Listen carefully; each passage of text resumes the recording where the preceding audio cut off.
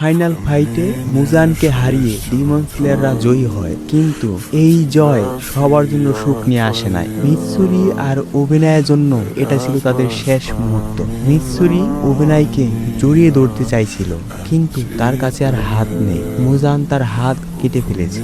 অভিনয় মিৎসুরিকে শেষবারের মতো একবার দেখতে চাইছিল, কিন্তু তার কাছে আর চোখ নেই। সে মিৎসুরিকে জড়িয়ে ধরে রাখে। মিৎসুরি তার মনের কথাগুলো অভিনয়কে বলে। এক সময় সে লক্ষ্য করে অভিনয় অনেকক্ষণ আগেই মারা গেছে।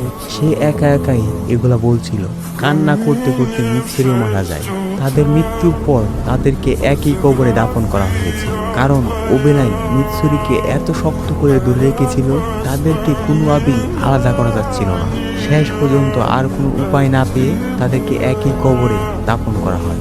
অনেকেই ডিমন স্লেয়ারকে একটা শোনেন মনে করে, কিন্তু আসলে এটা একটা ডার্ক ফ্যান্টাসি, যেখানে সবার হ্যাপি এন্ডিং হয় না।